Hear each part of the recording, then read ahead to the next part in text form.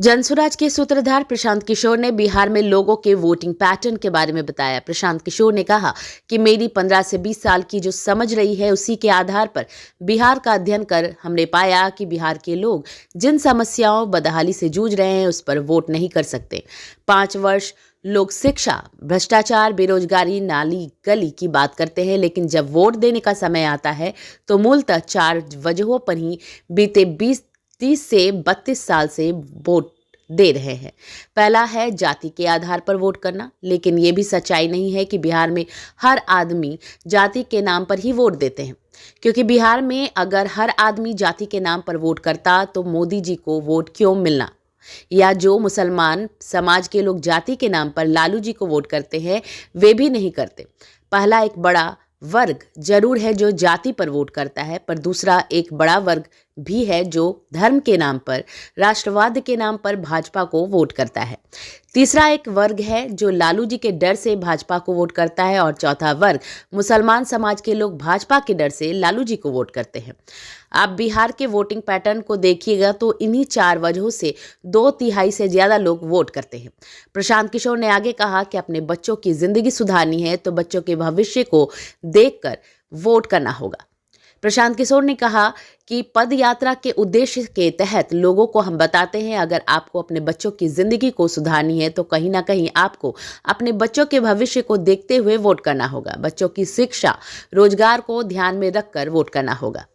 उन्होंने पूछा आपकी विचारधारा क्या है, तो मैंने कहा कि मेरी विचारधारा, हम गांधी को लेकर चल रहे हैं और हर दिन अपने भाषणों में भी कहते हैं कि पूरा ये जो जनसुराज है ये आजादी से पहले, आज की कांग्रेस नहीं, आजादी से पहले जो कांग्रेस की व्यवस्था थी उस व्यवस्था को पुनर्जीवित करने का प्रयास है, जहां दल जो है वो किसी व्यक्ति विशेष का न हो, किसी जाति का न हो, किसी परिवार का न हो। आजादी से पहले जो कांग्रेस थी वो किसी परिवार की पार्टी नहीं थी, वो किसी जाति विशेष की पार्टी नहीं थी, वो उन सब की का दल था जो बिहार, जो राज्य, जो देश को आजाद करना चाहते थे। तो जनसुराज उस सोच से प्रेरित है कि बिहार में वो दल बने, हर वो व्यक्ति जो बिहार के पिछड़ापन से, गरीबी से, बदहाली से परेशान है वो इसमें जुड़े और जुड़कर बिहार में परिवर्तन के लिए प्रयास करें। हम वो विकल्प बना रहे हैं और विचारधारा के आधार पर निश्चित तौर पर अगर आप महात्मा गांधी को लेकर चले हैं तो मैंने ये कहा कि कांग्रेस जिस विचारधारा को रिप्रेजेंट करने का दावा करती है, मेरी विचारधारा वही है। वो कर पा रहे हैं कि नहीं कर पा रहे हैं उनका मामला है, हम कांग्रेस में नहीं हैं।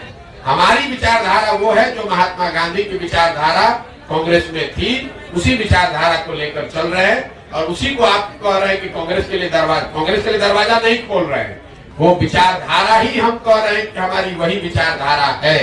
महात्मा गांधी की जो विचारधारा थी उसी विचारधारा से प्रेरित होकर इस व्यवस्था को बनाने का प्रयास है, और उसी विचारधारा को कांग्रेस या उनके साथी दल उस विचारधारा का प्रतिनिधित्व होने का दावा करते हैं। उस नजरिए से आप कह सकते हैं कि मेरी विचारधारा उनसे मिलती जुलती हो सकती है या उनके करीब हो सकती है। राहुल गांधी न्याय यात्रा तो नहीं, राहुल गांधी तो बहुत बड़े नेता हैं, उनको हमारे कहने की और सुझाव की क्या जरूरत है।